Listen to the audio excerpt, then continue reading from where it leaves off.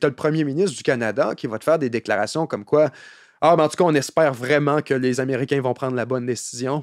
On espère vraiment qu'ils vont élire une femme, puis qu'ils vont... Ah, là, mon gars, tu penses-tu qu'ils écoutent pas?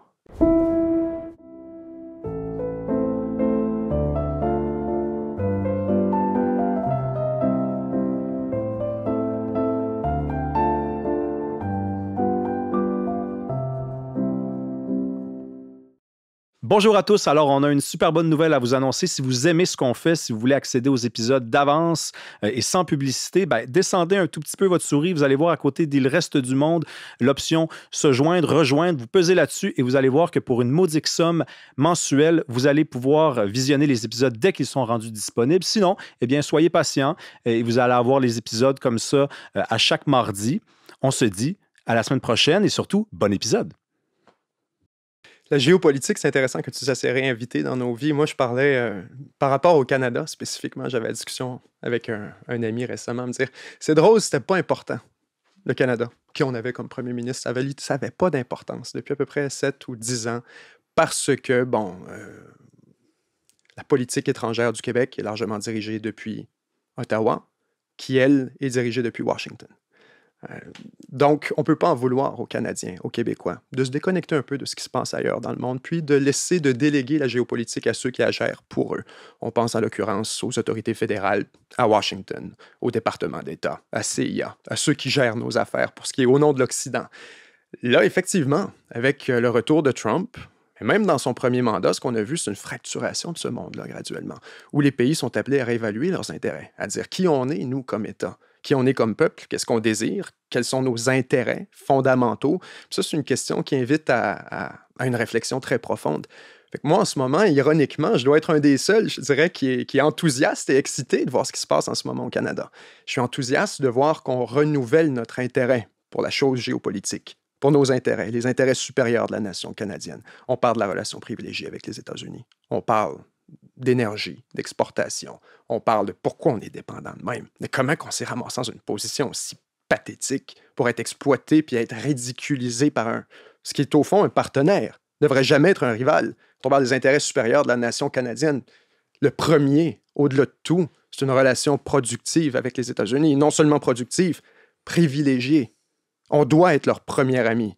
Ça, c'est pas nous autres qui le choisissons. On parlait avant d'entrer en onde, toi et moi, de l'importance capitale de la géographie en géopolitique.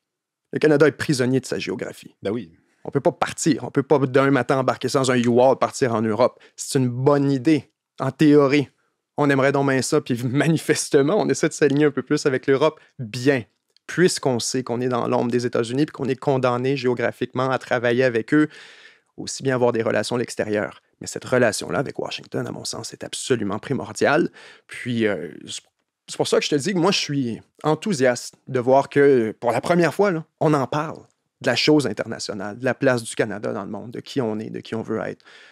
Ça peut seulement être productif, même si c'est un exercice pour le moins embarrassant. Oui, puis c'est exigeant intellectuellement que de s'intéresser à ça. Puis je pense à plein de gens qui vivaient au pays de la vie ordinaire, là. C'est-à-dire, on pense à nos épargnes. Bon, il y a le Canadien qui joue. Puis, tu sais, je le dis sans mépris, c'est qu'on vivait dans une espèce de société où on n'avait pas à se poser ces questions-là. Soudainement, elles se présentent à nous, elles s'imposent à nous. C'est exigeant comme processus, là, que là, il faut se renseigner. Il faut comprendre c'est quoi une alliance. Il faut comprendre OK, on a des traités. Il faut les renégocier, ces traités-là. Mais en même temps, ce qui nous attend à la fin, c'est simplement beaucoup plus d'intelligence, beaucoup plus de capacité à être un citoyen également, puis à s'inscrire dans la longue durée et dans le monde en général. C'est le plus beau cadeau qu'on fait en parlant de géopolitique, moi, je pense. Quand les gens s'initient à ça, commentaire que je vais avoir par après, c'est de me dire je suis tellement plus en paix. Je suis moins anxieux. Je suis moins stressé. Je reçois les psy-up qu'on m'envoie de semaine en semaine avec beaucoup plus de recul et de discernement. Quand je vois des nouvelles passer, je vois l'autre côté de la médaille. Les gens qui ont été initiés à la géopolitique voient aussi ce qui est important, ce qui l'est moins, ce qui est de la distraction. Typiquement, tu as raison, non seulement ça produit des citoyens meilleurs au sens de la productivité collective et au sens d'être quelqu'un de responsable dans une société démocratique, mais au-delà de ça, ça rend des gens plus heureux. Plus heureux. de voir que là, justement, on se parlait tantôt du bien, du mal, c'est un peu ce construit qu'on a fait, puis on fait ça pour chaque conflit dans le monde, pour partout, que ce soit la Chine, que ce soit la Russie, que ce soit l'Iran, que ce soit tout le monde est un méchant s'il ne mange pas dans notre main systématiquement. Ça devient inquiétant. Puis ça devient... C'est navrant, ce monde-là, dans lequel il existe comme une noirceur qu'on doit éliminer, puis là, c'est le mal qui contrôle en ce moment, puis on doit l'irradier, on doit l'éliminer. Ça devient naturellement une charge, et tout devient un combat existentiel. Fait que tu vois ces gens-là qui sont pris littéralement d'une anxiété existentielle. Et ça me fait beaucoup de peine. Puis j'ai souvent envie de libérer ces gens-là, Ouais. en les initiant à ces concepts de géopolitique, à montrer qu'est-ce qui est vraiment important, qu'est-ce qui l'est moins, qu'est-ce qui est dans notre contrôle, qu'est-ce qui ne l'est pas, puis surtout, la notion qui est essentielle. C'est que Rémi, j'ai jamais rencontré personne dans ma vie qui se lève le matin en voulant être un tyran. Il n'y en a pas un. Tout le monde est persuadé au fond d'eux autres mêmes, mets-les sur le détecteur de mensonges. Ils sont convaincus qu'ils font la bonne chose pour leurs intérêts, puis ceux des leurs, puis de leurs enfants, puis de tous ceux qui protègent. Parle avec l'ayatollah iranien, avec Poutine, avec Xi Jinping, ils vont tous avoir un narratif puis un raisonnement extrêmement convaincant que toi-même, tu vas repartir en disant « ouais ». Fait que ça, pour ce qui est de la géopole, moi, ça m'a initié par la force. À voir que j'étais un Québécois dans une chaise de cuir qui parle de ce qui se passe à Haïti. Man, t'es mieux de faire preuve d'humilité versus l'état du monde, puis qu'est-ce que t'en vois, puis qu'est-ce que tu décris. Avant de faire des prescriptions. Comprends que tu es un docteur qui n'a pas l'entièreté du catalogue. Puis moi, ce que je vois, c'est la perspective d'un occidental ici qui est grandi dans une prospérité hallucinante, au pic de la stabilité du monde. Mais après ça, je suis en contact avec une portion de notre audience qui est en Afrique. Après ça, je parle avec ma recherchiste Lama, qui est au Liban, puis avec qui on parlait l'autre fois en réunion. Pendant qu'on se parle, les lumières ferment, flash. Je dis, ça va? Elle dit, oui, est-ce que c'est l'aviation israélienne qui bombarde? Nous, Fait on que a de dès la que- difficulté ouais. avec nos hôpitaux, puis on C'est pense ça. que c'est parce que c'est un C'est gros ça. problème, puis là, soudainement, on se rend compte qu'il y a des gens, c'est pire, on pourrait dire. Exact. Juste le dire poliment, là. Fait que de voir ça, ça te rend plus heureux. Ouais. Ça te rend plus de gratitude, de reconnaissance, puis de perspective. Mais j'aimerais revenir sur justement la notion du mal et du bien, parce que ça, c'est Kadhafi qui m'a ouvert les yeux là-dessus, parce que Kadhafi, je n'ai jamais, et je dis bien jamais, rencontré un Africain ici, ou alors quand j'ai voyagé au Sénégal, qui n'aimait pas Kadhafi. Alors qu'on me l'a présenté dans les médias, et pas juste les médias, mais dans les livres, dans toute la littérature médiatique et papier, on me l'a présenté comme le mal, comme le méchant, comme le diable. Et pourtant, il y a des gens qui aimaient cet homme-là, ce panafricaniste, cette personne qui avait une idée de redonner de la puissance à l'Afrique. Poutine, je suis à peu près convaincu qu'il y a énormément de Russes qui l'aiment, et pas des Russes Il y a pas de niais, doute. des nigauds illettrés, là, des gens qui sont à l'université, qui ont des maîtrises et des doctorats, des gens qui se renseignent. Il y a toujours ça aussi. Est-ce que le fait que l'on soit emprisonné autour du manichéisme, le bien et le mal, est-ce que c'est parce qu'on cherche un mauvais et on cherche un bon, et que ce serait la nature humaine, ou c'est pas aussi l'enjeu du temps? Parce que dans les médias, on n'a pas le temps qu'on a dans un balado pour explorer des grandes questions. Il y a un peu de ça, puis je te dirais très sérieusement, moi j'ai arrêté d'en vouloir à beaucoup de ces médias internationaux qui couvrent la chose internationale, parce qu'il n'y en a plus de médias internationaux en francophonie, au Canada du moins. J'ai l'impression que c'est vraiment une question de compréhension. Il y a beaucoup de ça, que c'est juste un environnement dans lequel eux-mêmes ne comprennent pas nécessairement toute la nuance qu'il y a là-dessus. Et en ayant des discussions avec certains des plus informés, ceux qui ont cette portion de nuance, ils vont la manifester, puis l'expliquer, puis en parler aussi clairement que possible. Souvent, ce qu'on voit, c'est des gens avec une compréhension en surface d'un enjeu. Que si je te demande, Rémi, naturellement, de me décrire ce qui se passe en Syrie, la prise de contrôle des rebelles, la chute d'Assad, le biais naturel qu'on a ici en Occident, c'est de dire Assad, c'était une mauvaise chose. Assad devait tomber, Assad criminel de guerre, etc. Si on parle avec un expert de la Syrie, qui a fait des recherches pendant plusieurs années et dire attention, Assad était un peu ce qui maintenait les différentes confessions, disons la cohésion entre les différentes confessions religieuses en Syrie, entre les alaouites, entre les chiites, entre les sunnites et entre les chrétiens notamment. Assad était une portion de l'histoire. C'est toujours des nuances comme ça qui viennent avec la compétence, de comprendre de quoi on parle. Moi, je regarde un conflit de l'extérieur. Je regarde le Congo. Je commence avec mon idée en tête de qu'est-ce que ça va être comme récit, puis c'est quoi, what's the story here? Assez rapidement, tu te fais donner une claque d'en face. Après une semaine, 2 semaines, à lire 8, 12 heures par jour, à un moment donné, tu constates, c'est beaucoup plus compliqué que je pensais. Puis je ne rendrais pas service à personne si je faisais le récit que j'avais en tête initialement. Fait que ton histoire, ton récit s'adapte narrativement en conséquence. J'ai l'impression, beaucoup de ces médias-là, c'est pas par mauvaise foi. Le temps, oui, mais de leur côté à eux. C'est eux qui n'ont pas le temps de comprendre ces enjeux-là. Ben oui. Ils n'ont pas le temps. C'est pas tant... Ils pourraient te l'expliquer en 3-4 minutes, puis en faire un expliqué avec très nuancé, concis, qui ne tomberait pas dans ce manichéisme, justement. Mais ça demanderait des heures et des semaines de recherche sur ce dossier précis. Ce que malheureusement, on n'a pas. Ceux qui pourraient le faire, c'est souvent des académiques, des experts du milieu académique, universitaire, qui ne sont pas les meilleurs communicateurs, qui ne sont pas médiatiquement les plus prolifiques puis les plus talentueux. Donc, les médias vont faire appel à leurs quelques commentateurs. Mario Dumont vient m'expliquer la crise qu'il y a en Syrie aujourd'hui. Il va m'expliquer Donald Trump. C'est sûr, certain que ce qu'on répète, c'est ce qui rebondit devant eux à tous les jours. Fait que ça, moi, j'ai arrêté de leur en vouloir. J'ai vraiment arrêté, puis je comprends que c'est des prérogatives de temps, puis c'est un contexte excessivement difficile, les médias, là. Il n'y a plus une scène, il n'y a plus de moyens, il n'y a plus d'audience. Mais il y a des gens excessivement talentueux qui font leur possible. Fait qu'il faut vraiment faire la différence là-dessus. Ça prend beaucoup d'humilité aussi, parce qu'on parle de la géopolitique, ça progresse à chaque heure, à chaque jour. C'est pour ça qu'un épisode comme celui d'aujourd'hui, il est très difficile à préparer, parce que si on l'enregistre à la mi-avril, puis qui est pour sortir en mai, il faut faire attention à ce qu'on aborde, surtout en ce moment, j'ai envie de dire.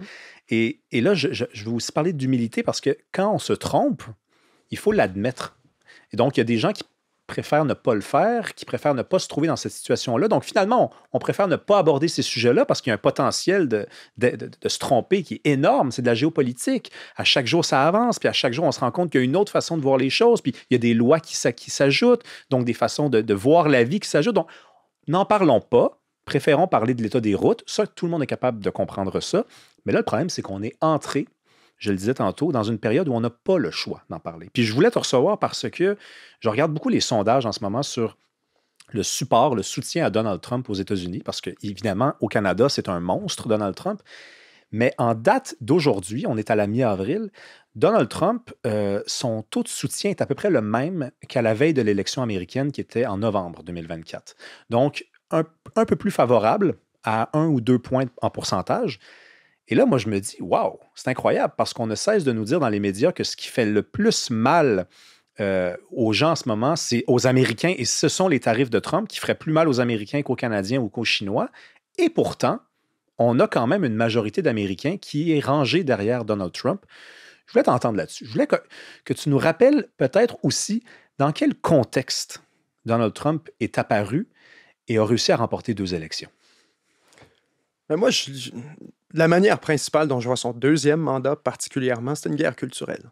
Une guerre culturelle avec beaucoup des concepts auxquels on a assisté, qui ont été développés, déployés dans les 10 dernières années, notamment sous le règne Trudeau, quand on parle culture de l'annulation, wokisme, etc. C'est des choses, l'immigration de masse, comme droit humanitaire, des trucs qui ont été érigés un peu comme des statuts qu'on n'avait pas le droit de toucher, puis qu'il fallait surtout pas regarder de travers. Trump a brisé beaucoup de ces immobilismes. On pense aux médias. On n'avait pas le droit de parler des médias. On n'avait pas le droit de dire, de nommer ce qu'on nomme depuis tout à l'heure, que oui, des fois, il peut y avoir des faillites dans la production journalistique qui ne sont pas nécessairement de mauvaise foi, c'est juste de la compétence, ça se peut. Ils ne sont pas parfaits. C'est un tabou. De parler de l'immigration de masse, c'est de dire que, écoutez, ce qui se passe à frontière sud aux États-Unis, c'est un problème, ça a un impact sur les services sociaux, ça a un impact sur la fiscalité. C'est un secret de polichinelle. Mais que personne n'avait le droit de nommer et d'identifier. Donc, moi, j'ai l'impression, une expression fantastique là-dessus qui me frappe et qui me revient toujours en tête, « You get the policies you deny ». Ouais. Tu as les politiques que tu nies. Plus longtemps tu nies quelque chose, plus ça te revient d'en face. Moi, je pense à Roxham. Ça fait 10 ans au Québec. Ça fait depuis 2015-2016 que le Québec déchire sa chemise à dire à Ottawa, c'est une crise humanitaire.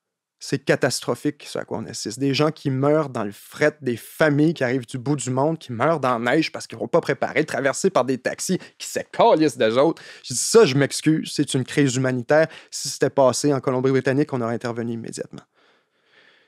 Maintenant, ça se passe au Québec.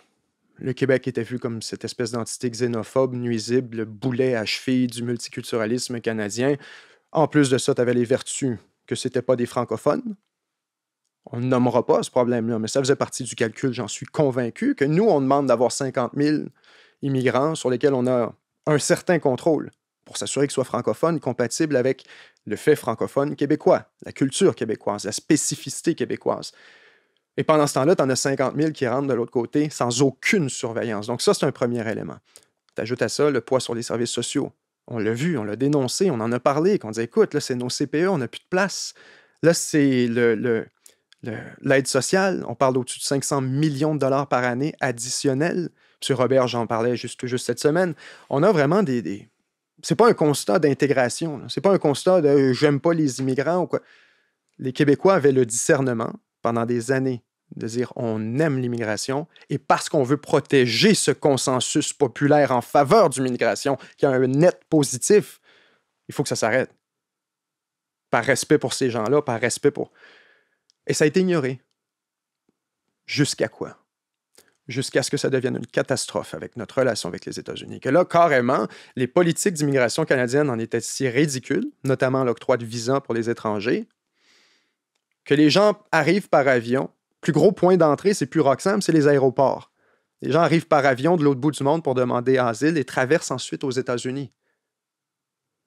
Assez que les Américains en déclarent une menace à leur sécurité nationale. You get the policies you deny. Ça fait des années qu'on aurait dû agir là-dessus et qu'on ne serait pas forcé aujourd'hui d'envoyer 10 000, je ne vais pas appeler ça des soldats, là. On va leur enlever le patch avant qu'ils y aillent. Il y a 10 000 personnes qui sont censées aller à la frontière. On aurait-tu fait ça? Ben non, on aurait réglé le problème. On aurait pris des mesures avec les États-Unis diplomatiquement. On aurait révisé le traité sur les pays tiers sûrs. On aurait surtout, on le voit en ce moment avec ce qui se passe aux États-Unis, c'est une question de messaging. C'est une question de qu'est-ce qu'on dit narrativement. À partir du moment où Trudeau, au milieu de cette crise-là, est arrivé en disant « Le Canada, vous êtes ouvert, venez-vous-en, vous êtes à la maison. » C'est clair, moi aussi, je ferais la même chose. Encore une fois, on se remet à la place des individus. On veut toute la même affaire. De la sécurité, des opportunités. On vit dans le meilleur pays au monde. Ça, j'y crois vraiment. Le Canada, c'est le meilleur pays au monde. Vous me direz, les États-Unis, ouais, j'y vais souvent, quasiment tous les mois. Il y a plein d'affaires que j'aime pas. Il y a plein de choses que j'aime pas. Maintenant, l'Europe, il n'y a pas eu de croissance économique dans à peu près les grandes économies européennes. Il n'y a aucune croissance économique depuis 2010. Même pas en Allemagne. Même pas en Allemagne. Ça fait 3 ans, en fait, qu'on est en quasi-récession en Allemagne. On est en récession actuellement. Fait que les gens, on a cette image sur laquelle le reste du monde est tout bien mieux, puis les Scandinaves, puis il fait fret eux autres aussi. Bon. Ensuite, tu vas aller où? En Amérique latine? Il n'y a rien. Ben, disons que c'est pas dans... Ouais, c'est pas en compétition avec le Canada. Je ne vous parle pas de la qualité des peuples. Je parle de la qualité de vie, du niveau de criminalité, des opportunités pour vous, pour vos enfants, de la sécurité. Je parle de tout ça. Puis ceux qui sont meilleurs, si tu me dis, ben, je vais aller à Singapour, ils ne te veulent pas. Mais aller au Japon, ils ne te veulent pas. Ils ne te veulent pas. Zéro immigration. Zéro avec une barre. Fait qu'à un moment donné, ce que je veux dire par you get the policies you deny, c'est que ça fait des années qu'on voyait tout ça. On voyait que le Canada était dépendant des États-Unis. Depuis qu'on achetait nos F-35 sous Harper, qu'on voyait, rien, on a non, mais notre armée, c'est n'importe quoi. Quand à ça, on devrait même pas acheter d'avions de chasse. Puis là, on se dit, bon, OK, mais là, si on achète des avions de chasse puis qu'on veut avoir une vraie armée, ça nous prend aussi nos sous-marins. Là. Nos sous-marins sont finis toute la gang. Ça fait depuis les années 80 que c'est n'importe quoi. Après ça, on se rendait compte de nos frégates, il fallait qu'on refasse. Toutes nos petites armes pour l'armée au complet, il faut qu'on les refasse. Le recrutement, c'est n'importe quoi. Il n'y a rien qui va bien, là. You get the policies you deny.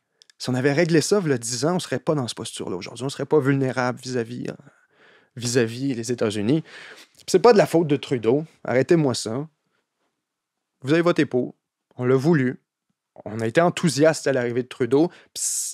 Et soyons clairs, Trudeau, ça a toujours été le baromètre de la société canadienne. Hein? À seconde où on s'est viré collectivement contre l'immigration de masse, contre justement une armée négligée, contre une relation un peu pathétique avec les Américains, qu'est-ce que Trudeau a fait?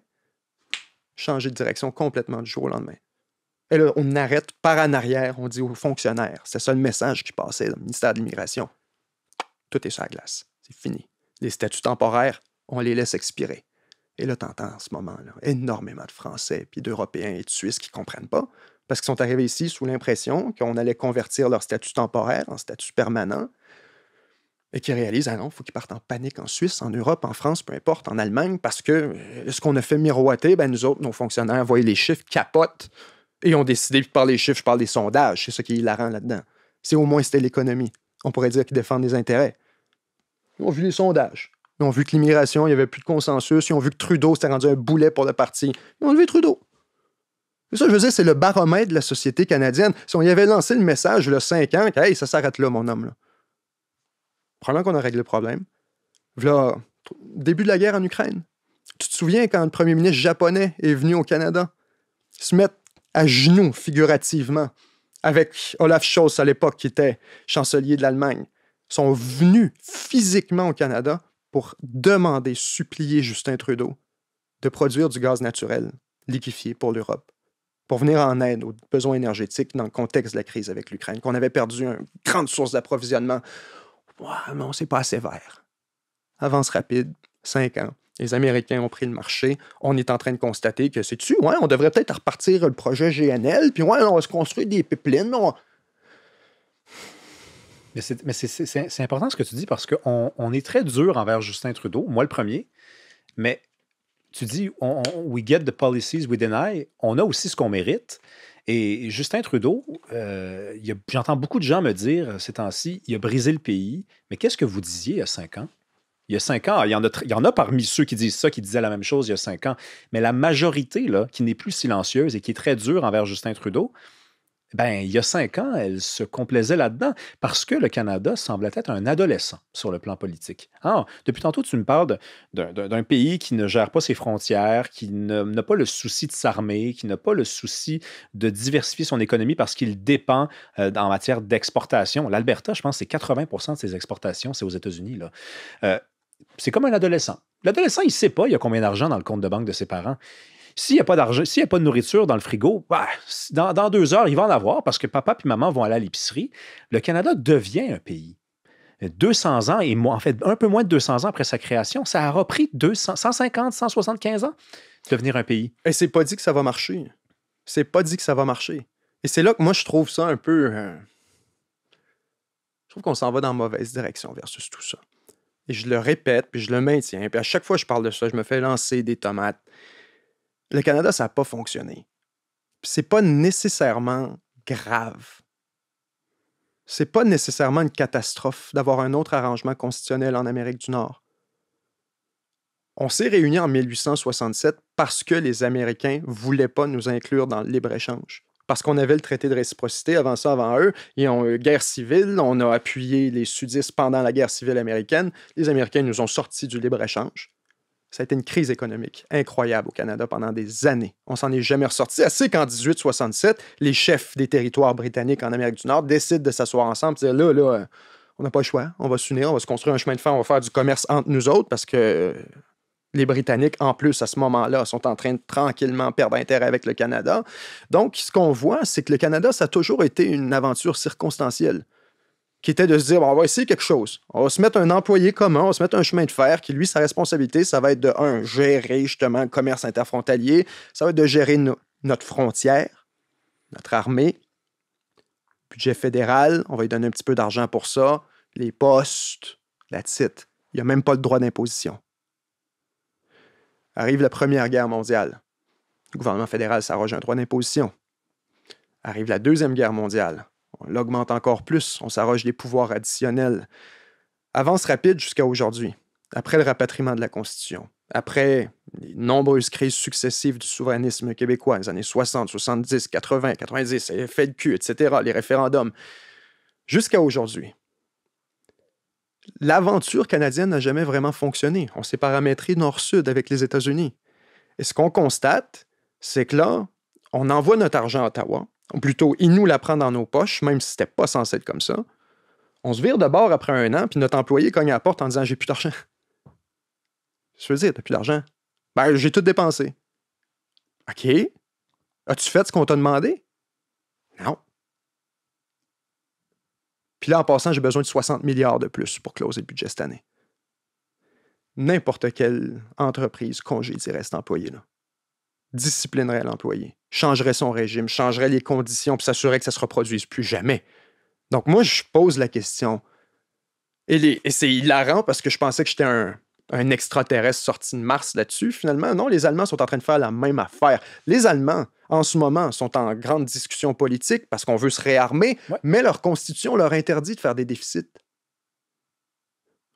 Peut-être que ce serait au rôle des provinces canadiennes de s'asseoir et d'organiser une conférence constitutionnelle et d'imposer à Ottawa des conditions et des exigences.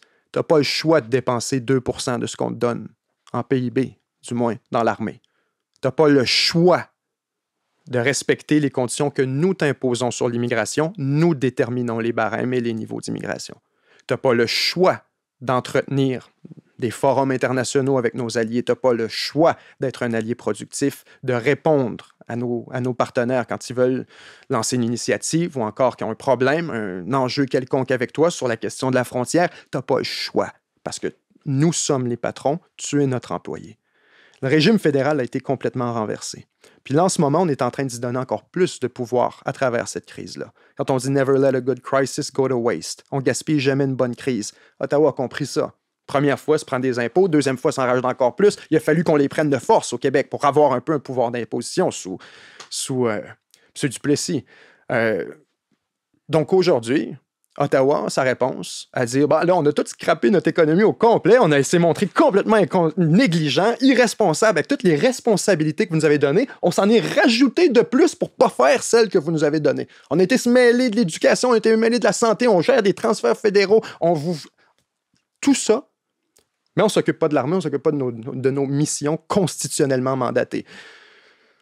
Moi, je pense qu'on devrait être en mesure de demander quelque chose à Ottawa. Puis ça, c'est pas à lui de le dire. Il n'y a pas à intervenir dans cette discussion-là. On devrait être en mesure de poser la question là, aux Ontariens, êtes-vous contents? La réponse est non. Ils sont fâchés, eux autres aussi, puis ils n'aiment pas ça, puis ils ont l'impression qu'ils subissent nos décisions, puis on a l'impression qu'on subit les leurs. Puis après ça, l'Alberta, c'est la même affaire. Ils ont l'impression qu'on subit leurs décisions et vice-versa, puis ils n'aiment pas ça. Colombie-Britannique, qui est fondamentalement différent, qui est complètement axé sur l'Ouest américain. C'est ça aussi, là. Culturellement, c'est quoi le Canada? C'est axé nord-sud. C'est des extensions des grandes régions américaines. C'est quoi le Québec? C'est une extension du nord-est américain, de New York, du Maine, etc. C'est quoi les maritimes? C'est une extension des maritimes américaines, même chose. Attends, les prairies canadiennes, c'est quoi? C'est une extension des prairies américaines. Tu t'en vas au Dakota du Nord, etc. C'est la même chose. Comme l'Ontario, c'est la région des Grands Lacs. Puis l'Ouest, ben tabarnouche, la Colombie-Britannique, c'est culturellement, politiquement aligné avec la Californie, l'Oregon, Washington, avec les États beaucoup plus à gauche, beaucoup plus sur l'Asie commercialement. Fait que, naturellement, on ne partage pas les mêmes intérêts, on ne partage pas les mêmes ambitions. Puis là, la réaction à tout ça d'Ottawa qui a chié son mandat, c'est de dire « Attends un peu, là. On ne contrôle pas assez. Les limites interprovinciales, il faut qu'on enlève ça. Ça va nous permettre d'être un peu plus cohérent à l'intérieur du pays. » Ça n'a rien à voir avec les limites interprovinciales. Ça, c'en est une belle couleuvre qu'on est en train de nous passer, comme quoi, essentiellement, le message, c'est de dire c'est quoi une limite interprovinciale ou un tarif interprovincial, comme on dit? C'est la SAC. C'est genre... C'est pas grand-chose, là. C'est que on demande que nos infirmières parlent français. C'est qu'on va demander que nos ambulanciers parlent français. C'est que, puis là, on va aller faire un méga chantier à quelque part, puis on va avoir un certain nombre d'exigences au niveau des syndicats, puis au niveau... Puis là, la firme à quelque part en Saskatchewan va dire, ben là, c'est l'équivalent d'un tarif parce que moi, je ne peux pas subventionner à cause des conditions législatives dans ta province. Gars, si c'est ça pour vrai, là, pourquoi qu'on a des gouvernements provinciaux? Je suis très sérieux. Non, mais c'est une question qui se pose. À quoi ça sert? Effectivement. Si ce qu'on dit, c'est qu'il faut que le Canada soit repassé au fer à repasser égal d'un océan à l'autre, puis il faut que ce soit les mêmes conditions législatives d'une province à l'autre systématiquement, ben tu ne peux pas avoir de gouvernements provinciaux. C'est ça son mandat.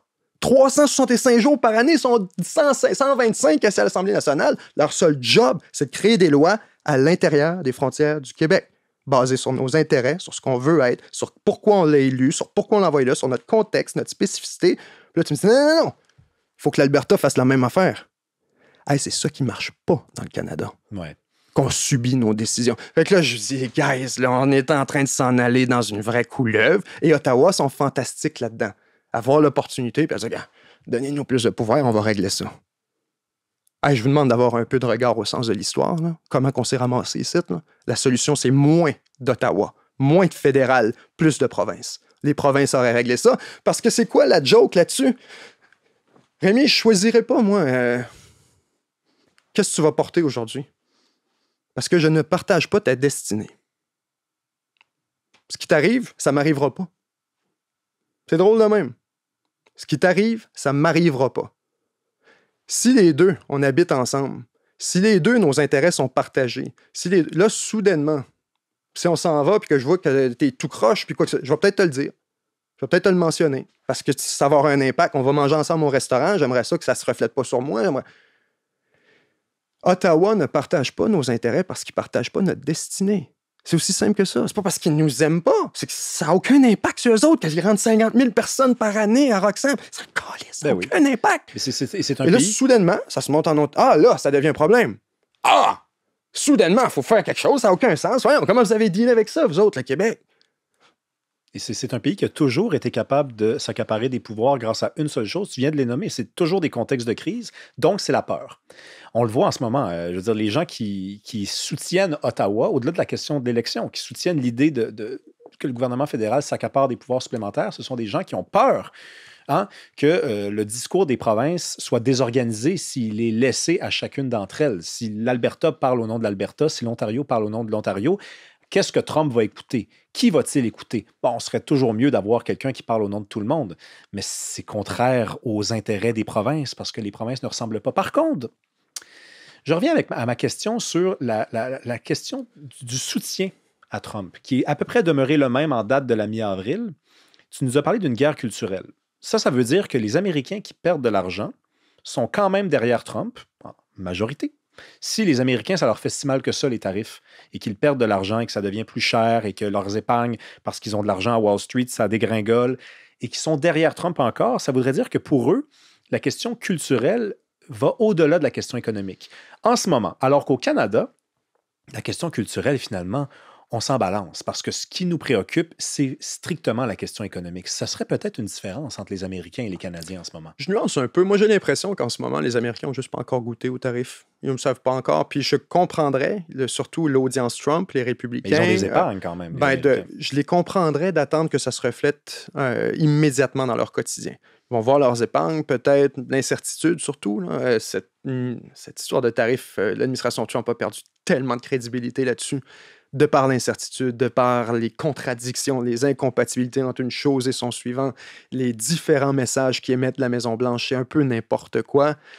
Maintenant, si je me mets à la place des républicains qui se font bombarder de Trump ci, Trump ça, merde ci, merde ça, depuis 10 ans, moi aussi, j'attendrais peut-être de voir comment ça se manifeste dans l'économie. Une fois que l'économie sera en récession pour vrai, une fois qu'il y aurait des conséquences sérieuses, des pertes d'emplois, je m'attendrais à ce que le consensus politique change rapidement aux États-Unis. Puis c'est probablement ce qui a fait reculer Donald Trump. Ouais. C'est probable. Et là, on nous dira c'était une stratégie depuis le début. Absolument pas. Puis c'est manifeste et c'est clair, même de la manière que ça a été configuré, que c'était pas du tout une stratégie. C'est un gamble qui n'a pas bien tourné.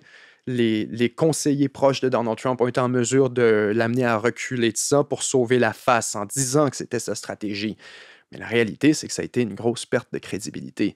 Donc, moi, je crois qu'une fois qu'on voit tout ça, on est sur la même longueur d'onde, les Canadiens et les Américains, vis-à-vis de la guerre culturelle. Ça va prendre 5 ans. Ça va prendre 5 ans. Comme pour le reste, avant que ça se contamine vers le Canada, que notre société adopte les mêmes codes. Et là-dessus, je nous ramène à diversité, inclusion, etc. C'est venu des États-Unis, ça. Mm-hmm. Ça a été inventé dans les universités américaines de gauche, ça a été importé ensuite dans l'académique canadien, mais ça a pris du temps, ça a pris 4 ou 5 ans. Il a fallu que ça soit complètement déployé, puis c'était déjà une guerre culturelle aux États-Unis quand ça a été importé ici en 2015 sous Justin Trudeau, etc. Donc ça expliquerait le délai parce qu'ils se tannent plus vite de quelque chose qu'ils ont inventé, donc dont ils ont subi les conséquences plus vite. Ils l'ont vécu. Donc, nous, dans 5 ans... On passe à travers le cycle un peu plus vite. Ils l'ont digéré un peu plus vite, de la même manière que là, on est dans une espèce de mouvement de conservatisme populiste. Écoute, c'est quoi Pierre Poilievre? Je veux dire, franchement, il arrivait avec des pancartes Canada First sur son lutrin. C'était du messaging copié-collé sur les Américains. On va mettre le Canada en premier. On va s'assurer de baisser les impôts, réduire l'immigration. On va renforcer notre frontière. C'est contre la Chine, contre la... C'était le message, littéralement, du Trumpisme depuis des années. Contre les médias, les élites côtières, etc. C'était tous des ennemis, si on veut, de la population, du peuple. Puis je dis pas ça pour descendre Poilievre. Je le donne comme un artefact de notre proximité culturelle et politique avec les Américains, comme quoi on est sur la même longueur d'onde. Fait que la question des tarifs, je pense pas que c'est parce que les Américains sont plus concentrés sur l'économie. Je pense qu'on est tous aussi inquiets pour nos propres intérêts, aussi économiques, culturels, politiques, tout ça est joint. La différence, c'est juste qu'on est un peu en retard, de 4, 5 ans. Fait que je suis confiant. Et c'est pour ça que j'en viens avec une patience vis-à-vis mes contemporains, parce que je les trouve suffisants et arrogants, justement, sachant, ayant vu ces cycles-là se produire 10 fois déjà, et là, les regarder vomir sur tout ce qui se passe à l'autre bord de la frontière. Fait, Guy, attends, 3-4 ans, tu vas dire exactement la même chose. Tu vas dire exactement la même chose. Une guerre culturelle, c'est comme une vague. Alors, on la voit venir, et de rire d'une vague ou de la regarder de haut, la vague, c'est d'imaginer qu'elle ne nous frappera pas alors qu'elle se dirige droit vers nous. Hein. Les Français aussi trouvaient ça ridicule, le wokisme, jusqu'à temps qu'eux autres aussi aient des professeurs qui se mettent à dire « yel », les commentateurs .is, .c, ça nous frappe. Quand ça vient des États-Unis, hein, ça nous frappe. Exact. Un jour ou l'autre. Exact. Mais est-ce que Trump peut réussir sa révolution? Parce que ça, c'est un vrai enjeu. Il y a des élections de mi-mandat après 2 ans. Il ne pourra normalement pas se représenter une 3e fois. Bon, il y a des gens qui disent qu'il est en train de préparer quelque chose. Je rappelle quand même aux gens que même la candidature d'un Obama a commencé à circuler. Obama aussi a fait 2 mandats. Donc, ça semble être des 2 côtés des forces, là, cette espèce de protocole-là là, qui est en train de naître. Mais est-ce que en 4 ans, il peut réussir ce qu'il ambitionne de faire?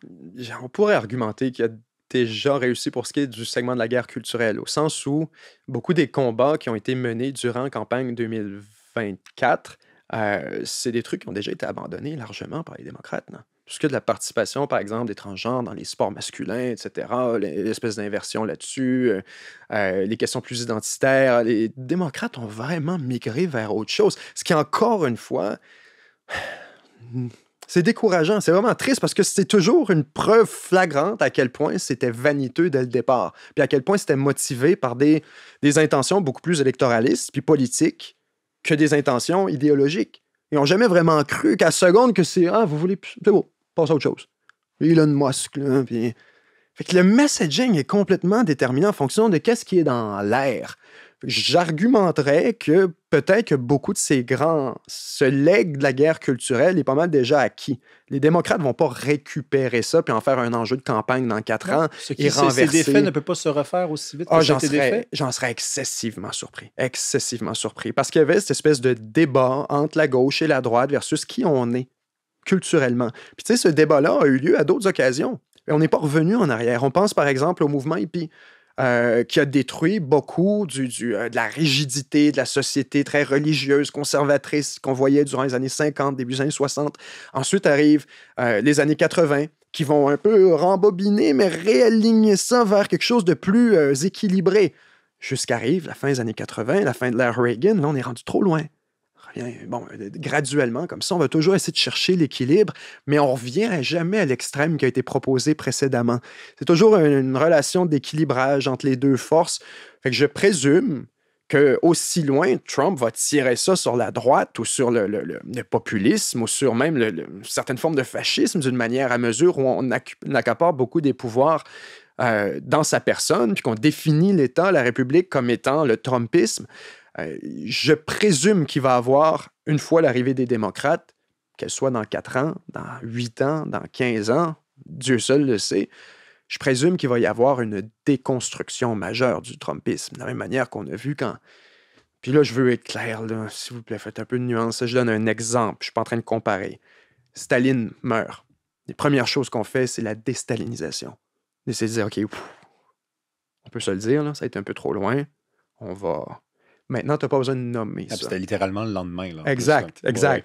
Mais tu n'as pas besoin de le nommer. Donc, je m'attendrais, sans comparer Trump à Staline, c'est pas du tout ce que je vous dis. Non, on comprend. Il pourrait y avoir quelque chose de sensiblement pareil, puis ça arrive dans d'autres États aussi où une personne va accaparer énormément du pouvoir. Tu as soit une déconstruction organisée, où les gens vont être en mesure de dire, OK, mais voici maintenant soit son dauphin, ses héritiers ou des adversaires vont essayer d'aller dans une autre direction, ou tu vas avoir une instabilité qui va durer des décennies. Comme on l'a vu après des effondrements, justement en Libye ou encore en Irak ou en Syrie. Parfois, on va avoir une personnalité forte qui va tenir un État qui était destiné à l'effondrement.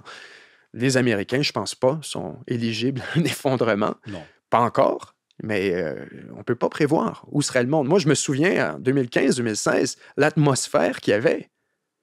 L'atmosphère d'imminence qu'il y avait. De guerre civile, de tension, de violence, de tout le monde, le couteau entre les dents, puis le gun sur la tête. C'était le temps là, qu'il y ait une période de détente. Et si on peut se réjouir d'une chose, du deuxième mandat de Trump, c'est que ça a un peu aussi mis beaucoup de ces choses-là au silence. Quelques mois, quelques semaines au moins. Une pause dans cette guerre culturelle qui mobilisait toutes les institutions de la société au complet. Les médias, la religion, l'armée, les équipes sportives, le secteur privé, Wall Street, toutes les institutions dans une guerre totale contre l'autre, à savoir qui va décider de la trajectoire de la nation. Manifestement, l'équipe Trump a gagné. Je ne dis pas qu'ils ont raison, puisqu'ils ont gagné. Non, c'est un fait. Arrivera après, ensuite, une période où on devra voir qu'est-ce qui en reste. Mais en même temps, je t'écoute parler, puis je me dis que ceux qui risquent d'écoper le plus à la suite du départ de Trump, ce sont les républicains. Parce que le prochain chef du Parti républicain, puis là, on est vraiment dans l'hypothétique, puisqu'on est quand même 3 ans avant que ça se produise, mais cette personne-là, elle aura le mandat, probablement, de ramener le dimmer, de ramener l'espèce de balance qui s'est très, très, très éloignée à droite comme ça vers le centre, en tout cas un peu plus vers le centre, alors que les démocrates, eux, ça va s'être fait tout seul. Parce que l'apprentissage que tu viens de décrire, c'est-à-dire pendant des années, on a parlé de wokisme, ça n'intéressait pas le peuple, ça n'intéressait pas les classes populaires. Ben ça, c'est Trump qui va leur avoir permis de faire ça. Mais les républicains, eux, ils vont devoir se débrouiller avec un personnage qui, pendant 4 ans, aura bousculé les codes. Et ça va être difficile de dire au peuple, votez pour nous, même si... Et on vous promet que ça sera ça, mais pas sans la vulgarité, sans la grossièreté. Les gens vont préférer choisir probablement les démocrates. Et c'est pas une prédiction que je fais, mais c'est normalement ce qui risque de se produire. Absolument. Absolument. C'est le genre de choses qu'on voit souvent, en fait. Il y a une espèce de balancier, une espèce c'est un effet d'horloge, carrément, avec la politique américaine, où on va avoir un segment de gauche, un segment de droite qui vont se lutter pour avoir un équilibre là-dessus. Maintenant, pour ce qui est des républicains après Trump, on parle de Vance. Écoute, les démocrates ne se sont pas sortis du départ d'Obama. Ils ne sont jamais sortis. C'est une personnalité extrêmement forte qui a mené le Parti démocrate. Et quand je veux dire, ils ne s'en sont jamais sortis, c'est que c'était lui encore qui était très proche de l'administration Biden. On a su par après qu'il a tiré très fort pour le départ de M. Biden, son remplacement subséquent par Mme Harris, qui était très proche de la campagne Harris également. Ensuite, précédemment à ça, on avait Hillary Clinton, qui était la candidate, en fait, à la alternative à Obama, qui avait été nommée secrétaire d'État. Donc, c'est l'équipe Obama depuis 15 ans chez les démocrates, vraiment. Ça n'a pas changé, ça, depuis 2008 environ. Et ça, c'est sans évoquer la rumeur selon laquelle il est même déjà encore très actif derrière. Là, j'en ai aucun doute, c'est ça. Ce qu'on entend en ce moment, c'est qu'Obama, et en fait, Biden le disait lui-même dans des entrevues spectaculaires où on était des propos qui étaient rapportés dans le New York Times, de Biden qui qualifiait Obama de puppet master. De marionnettiste en coulisses qui dirige le Parti démocrate. Je veux dire, ça, c'est le genre de choses que les républicains disent depuis 10 ans. Ils sont en extase d'entendre un démocrate répéter exactement leur narratif, qu'ils se tuent, ils déchirent leur chemise à dire « Obama est par en arrière, c'est lui qui contrôle encore le parti. » Ça sonne comme une conspiration jusqu'à ce que tu entendes le président américain en fonction dire « Ah oui, c'est lui qui m'a forcé à sortir. » Il y a une hypocrisie quand on dit que Trump, il va faire un 3e mandat, alors que Obama, son 3e mandat a déjà eu lieu. Mais c'est l'équipe Pelosi, Chuck Schumer, etc. C'est une bande de démocrates qui est là depuis vraiment 15-20 ans, l'establishment, si on veut, néolibéral des démocrates, qui a été affronté très sévèrement par l'équipe Sanders. Et ça, là-dessus, c'est vraiment le grand constat quand on parle à savoir qu'est-ce qui pourrait arriver après Donald Trump. Bernie Sanders nous en donne un échantillon. Parce que quand on dit « you get the policies you deny », Bernie Sanders est arrivé en nommant tout ça, en disant en 2016, 2015, même avant, 2014, début de la campagne présidentielle, les primaires, à avertir tout le monde. Guys, le Parti démocrate est en train de se déconnecter de la classe moyenne. On est en train de laisser derrière les ouvriers. On est en train de laisser derrière les gens qui n'en ont rien à faire de ce qui se passe dans les universités. Ils n'en ont rien à faire de ce qui se passe à Wall Street. Les milliardaires sont en train de décoller. Les élites sont en train de décoller. Eux se sentent laissés derrière et nous, on les représente mal. Faites attention, les médias sont détestés. Faites attention, la fiscalité, ça n'a aucun sens. Tout ce qu'ils nommaient, comme quoi le système de santé. Écoute, c'est des enjeux qui ont été un peu récupérés par Donald Trump par après. C'est un populisme de défendre la classe moyenne, le travailleur. Le terme populisme n'est pas en soi négatif, c'est pas péjoratif. C'est juste quelqu'un qui critique le système et les gens qui le composent, qui l'ont créé, qui le rendent possible. Sanders critiquait ce système-là de manière très, très, très violente. Et si, parfois, peut-être, il n'y avait pas nécessairement le bon remède, il y avait certainement le bon diagnostic versus à qu'est-ce qui ne marchait plus aux États-Unis. Et à un moment donné, les gens n'ont pas eu cette option-là au Parti démocrate, de voter pour un candidat qui représente ces enjeux-là. La vieille gauche, on la a eu syndicale ouvrière. Exact. Donc, on s'est retrouvé avec la gauche corporatiste, avec la Hillary Clinton, avec la gauche mondialiste, etc., qui était, on nous parlait déjà, sous Bernie Sanders, de l'effondrement du secteur manufacturier, des accords de libre-échange qui avaient été nuisibles pour les Américains, de tous ces trucs-là ont été récupérés mot pour mot par la campagne Trump. C'est pas parce que c'est de l'extrême gauche.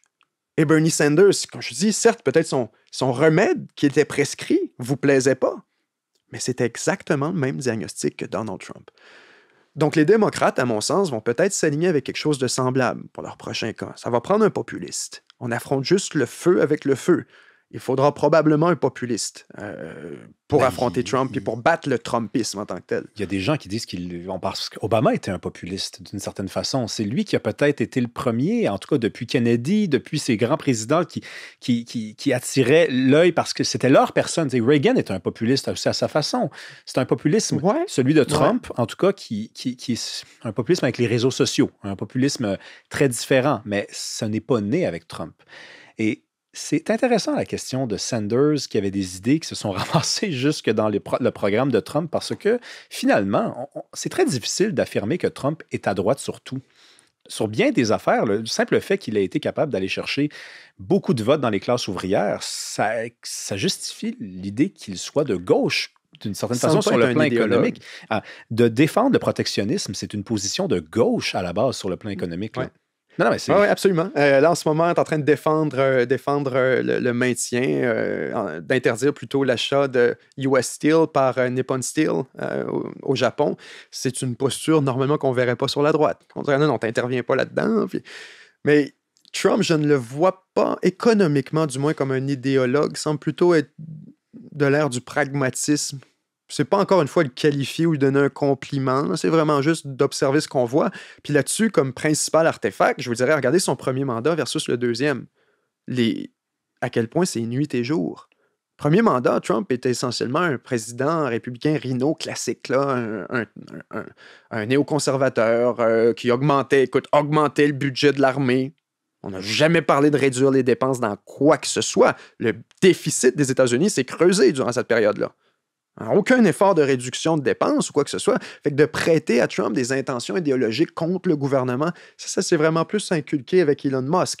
Ensuite, certains vont dire qu'il est isolationniste. On parle d'aller prendre contrôle de Gaza. Je veux dire, c'est pas de l'isolationnisme. On parle d'aller bombarder l'Iran. C'est pas de l'isolationnisme. On parle d'aller intervenir contre la Chine dans le Pacifique. C'est pas de l'isolationnisme. Beaucoup plus le terme approprié du transactionnalisme. L'idée ici, c'est toujours d'essayer de rechercher le maximum possible pour les États-Unis. Puis même chose pour l'immigration. Hein. On s'est rendu compte qu'ils n'étaient pas contre l'immigration. Donne-moi 5 millions. 5 millions, t'es correct. Le fameux visa en or. C'est ça. Oh. Mais c'est un autre élément, comme quoi on n'est pas fondamentalement, comme dire, on est contre entrer des gens pour l'immigration légale. Pas contre le libre-échange. Encore une fois, c'est quelque chose qui est étrange. On va présenter Trump comme contre le libre-échange. Revient à son premier mandat. Là, en ce moment, c'est une autre histoire. Avec les tarifs de 10%, ça devient un peu... c'est difficile d'interpréter. C'est une posture de négociation ou si c'est motivé par des convictions économiques. Mais dans son premier mandat, quand on pense fondamentalement, Trump fait des reproches au Canada. Puis ça n'a pas de sens, comment la gestion de l'offre, ça n'a pas de sens, le bois d'œuvre, ça n'a pas de sens.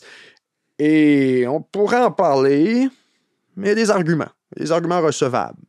Comme quoi, il y a certaines pratiques au Canada qui pourraient, dans un accord de libre-échange, effectivement introduire des frictions puis des inéquités. C'est ça qu'il nous reprochait. C'est pas le libre-échange, c'est-à-dire vous avez des obstacles au libre-échange. Et donc, on va renégocier cette entente-là. Qu'est-ce qui s'est passé avec le nouvel accord? Immédiatement après la signature, 40% d'augmentation dans les échanges entre le Canada et les États-Unis. Ce nouvel accord de libre-échange, ça n'a pas fait moins de libre-échange, ça en a fait beaucoup plus. La Chine, on dit la Chine manipule sa monnaie, la Chine déverse ses produits, fait du dumping aux États-Unis, au Mexique, utilise les accords de libre-échange, vont avoir des usines à l'extérieur, vont utiliser le commerce international à leur avantage et donc triche le libre-échange. Trump, d'une manière, c'est le plus libre-échangiste des libre-échangistes. À dire, si je te pogne à tricher une fois, ben c'est beau, je joue plus avec toi. Il faut que ça soit total et complet et réciproque. Et OK, une fois que c'est... Là, on va pouvoir faire des échanges ensemble. Première chose que Trump est en train de faire en arrivant là, il s'attaque à la politique industrielle des démocrates. Avec le CHIPS Act, puis lequel c'était le CHIPS Act, puis le Green New Deal. Le CHIPS Act, c'est sur les Lays, les Tostitos. C'est sur la production de semi-conducteurs. Ouais. Donc, on avait déployé, c'est un peu ce qu'on a utilisé comme terme, la production de semi-conducteurs. Ce que c'était, en fait, c'était de prendre des centaines de milliards de dollars et de les déployer en incitatif pour construire des usines aux États-Unis. Trump arrive, dit « C'est pas bon, ça. » Devrait dire l'inverse, on est en train de rapatrier du... Non, mais ils sont en train de jouer dans le marché avec la main de l'État à dire où devraient être construites les usines. J'en veux des usines, mais parce que c'est désirable d'être aux États-Unis. Ouais. Donc, c'est un personnage contradictoire parce qu'on a besoin de catégories, donc on se refuse de le voir comme quelqu'un qui se contredit, tu as utilisé le mot pragmatique, quelqu'un qui... Transactionnel, je pense que c'est la meilleure manière de le définir. C'est-à-dire, on ne peut pas dire qu'il est isolationniste, mais en même temps, il a dit très ouvertement que le conflit en Ukraine, ça ne l'intéressait pas autant que ça avait pu intéresser Biden. Il se présente là où il y a l'intérêt américain. Et c'est là que c'est très difficile médiatiquement ou même dans une discussion entre deux personnes de dire que c'est un homme qui n'aime pas son peuple parce que, et je ne suis pas pro-Trump, je ne suis pas américain, je n'ai pas le droit de vote aux États-Unis et depuis quelques semaines, il me dérange. Mais quand même, on ne peut pas dire qu'il n'aime pas son peuple parce que je pense qu'à chaque fois qu'il prend une décision, c'est est-ce que c'est bon pour les Américains ou non? Ben, c'est encore une fois, il a rétabli ça. Qui se lève le matin en se disant j'aimerais être un tyran aujourd'hui, j'aimerais nuire aux humains. J'aimerais être une nuisance, j'aimerais faire reculer la civilisation. Il y a le diable, mais c'est tout. C'est ça. C'est une version tellement caricaturale, tellement grotesque de comment se passe le monde. Et ça rend service à personne. Ça nous empêche de décrire le phénomène, de le comprendre puis d'agir en conséquence. Puis vois-tu, s'il y a une chose qui est claire vis-à-vis de Trump, c'est qu'il est excessivement égocentrique. Ça, c'est indisputable, au sens où l'ego est très important dans la relation personnelle avec les gens. Comment il s'entend avec toi, comment il a l'impression que tu le respectes, comment la déférence que tu vas y montrer. C'est tout ça, c'est important. Maintenant, dites, c'est donc bien méprisable comme trait. Good. Mm-hmm. Mais comme premier ministre canadien, tu n'as pas le choix de prendre acte de ça. Non. Comme premier ministre japonais, tu n'as pas le choix de prendre acte de ça. Moi, je ne serais pas sur Netanyahou. Mais je vois arriver Netanyahou à Maison-Blanche. Première affaire qu'il fait, c'est First of all, I'd like to thank President Trump for his unwavering support of Israel. Puis c'est grâce à lui qu'on a été capable maintenir la tête au Hamas. Puis c'est du lichage de bottes en règle pendant 40 secondes. Mais va repartir avec un chèque, va repartir avec de l'armement, va repartir avec un appui solide, puis 3 tweets pour lui dire « c'est mon chum, je l'aime bien ». Puis on va voir ça de n'importe qui en passant. C'est pas une question de gauche ou de droite, c'est pas parce que c'est Netanyahou. On a vu Claudia Sheinbaum au Mexique, présidente mexicaine, obtenir des concessions plus rapidement que Justin Trudeau sans entrer dans une confrontation avec les États-Unis, en étant juste parfaitement constructif. Au nom de l'intérêt des Mexicains. Et pourtant, Mme Sheinbaum est de gauche, beaucoup plus qu'un Justin Trudeau. Donc, cette idée selon laquelle c'est une question de politique, Trump s'entend très bien avec les libéraux au Royaume-Uni. Ben, il s'entend bien avec Macron. Exactement, avec Macron, avec Keir Starmer au Royaume-Uni, avec les Allemands lorsque c'était Olaf Scholz. Trump n'a pas d'animosité envers un pays en tant que tel, puis on le voit d'ailleurs quand il s'entend bien avec, les gens vont le reprocher, avec Kim Jong-un, Poutine, Xi Jinping, on dirait je m'entends bien avec eux autres. On comprend que la fonction principale derrière ça, c'est vraiment l'ego, la relation personnelle, c'est très important. Et c'est pourquoi, après ça, quand je te dis ça rend service à personne, quand on vit dans ce monde de noir et de blanc, c'est que tu as le premier ministre du Canada qui va te faire des déclarations comme quoi « Ah, ben en tout cas, on espère vraiment que les Américains vont prendre la bonne décision. On espère vraiment qu'ils vont élire une femme, puis qu'ils vont... » Ah là, mon gars, tu penses-tu qu'ils n'écoutent pas? Et Poilievre, même affaire. Et quand on voit d'ailleurs, ce qui nous indique un autre artefact de ça encore, explicite, Poilievre, qui est aligné avec Trump sur tout. Il y a un consensus nord-américain sur les frontières, sur la défense, sur l'immigration, sur des valeurs. Et que quand même, quand on parle de Trump à Poilievre, sa première réaction, c'est « Ouais, but he's not a MAGA guy. » Il a dit une couple d'affaires contre moi, c'est pas un MAGA, lui. C'est la première affaire qui est en tête. C'est les déclarations qu'a fait Poilievre sur Trump. Ça aurait été quoi? Et ça, je le dis, je le maintiens, de juste dire, écoutez, on est confiant que peu importe laquelle administration va prendre le pouvoir à Washington, ça va être un partenaire dans la relation privilégiée entre le Canada et son allié américain. On a hâte de travailler avec notre allié sur les enjeux fondamentaux qui définissent nos intérêts communs. Et on est confiant que les Américains vont prendre une décision qui va les satisfaire. That's it! C'est une ligne politique, une ligne de parti, enfin un truc, une cassette, oui. Mais dans le contexte... Mais là, on rentre dans un pissing contest de qui envoie plus chier le président américain alors que l'intérêt supérieur numéro 1 de la nation canadienne, d'un océan à l'autre, c'est la relation privilégiée avec les Américains. C'est qu'ils nous maintiennent dans leur parapluie de défense. C'est qu'ils nous maintiennent dans leur parapluie économique, dans l'accord de libre-échange et tout ça. Et que là, on est prêt à montrer ce genre d'arrogance-là en sachant qu'il tient tellement à une relation personnelle, puis que tu ne l'attaques pas, puis que tu ne dises pas quoi que ce soit contre lui. Et que là, Trudeau passe 4 ans de son premier mandat à faire ça. 4 ans pendant que Trump est parti, à parler comme s'il allait jamais revenir et qu'il dansait sur sa tombe, pour qu'ensuite Trump revienne. Fallait s'attendre à quoi? Non.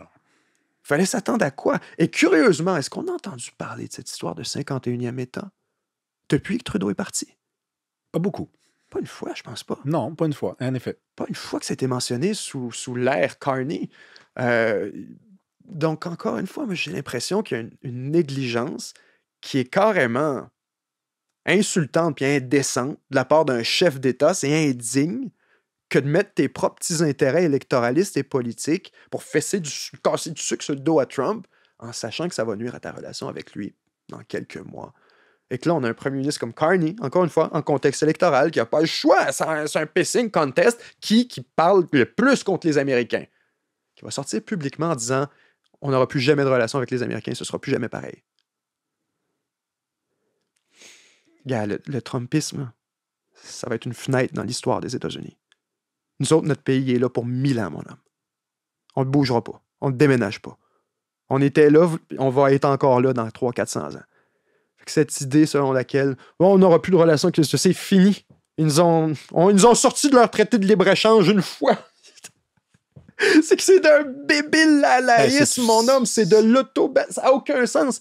Fait que dans cette optique-là, moi, j'ai pas le choix de regarder nos politiciens canadiens et de dire « Oh, vous avez ce que vous méritez. Vous avez vraiment ce que vous méritez. » Il n'y en a aucun là-dedans qui a eu l'intelligence, la clairvoyance de comprendre. Il a l'air d'avoir une mèche très courte. Faudrait faire attention à comment qu'on interagit avec. On peut parler autour autant qu'on veut, mais attaquez jamais le gars. C'est politique, mais parlez pas de lui. Non, c'est incroyable. Moi, qu'en 8 ans, on n'ait pas été capable de comprendre ça dans la classe politique canadienne. C'est embarrassant. Puis c'est ça. C'est pour ça qu'après ça, moi, quand on sait que ces politiciens-là, ce sont des baromètres, puis qu'ils disent ce que les gens veulent entendre, j'essaie autant que possible là, de parler avec les gens. Puis de dire, on prend une grosse respiration, s'il vous plaît. Des Européens qui nous écrivent à dire « Vous devriez rejoindre l'Union européenne. » Guys! Allez pas négocier votre char au concessionnaire, ça va mal aller, votre affaire. Ouais, ben après la science-fiction, voici la géopolitique fiction. Là, vraiment. Autre grande question, Benjamin, c'est la question de la Russie et de l'Ukraine. Ouais. Et bizarrement, on en entend moins parler. C'est le jeu de l'actualité. L'actualité, elle est gourmande, donc elle s'accapare des situations, puis on oublie qu'il y a des conflits, notamment à Gaza, notamment en Israël. Mais la Russie et l'Ukraine, pendant ce temps-là, continuent de se faire la guerre. À ton avis, ça avantage qui? Une guerre comme ça qui s'éternise entre l'Ukraine, qui est évidemment aidée par l'Europe, et la Russie? Plusieurs réponses. Au début, quand on a décidé cette initiative de politique étrangère, les Américains, d'appuyer l'Ukraine, parce que là, vous allez me dire, c'est la Russie qui envahit. Oui, oui, absolument. Mais cette décision-là d'appuyer l'Ukraine vis-à-vis sa confrontation militaire avec la Russie, c'est une décision qui a été prise autour de 2013-2014, avec la révolution de Maïdan, avec la prise de la Crimée par la Russie.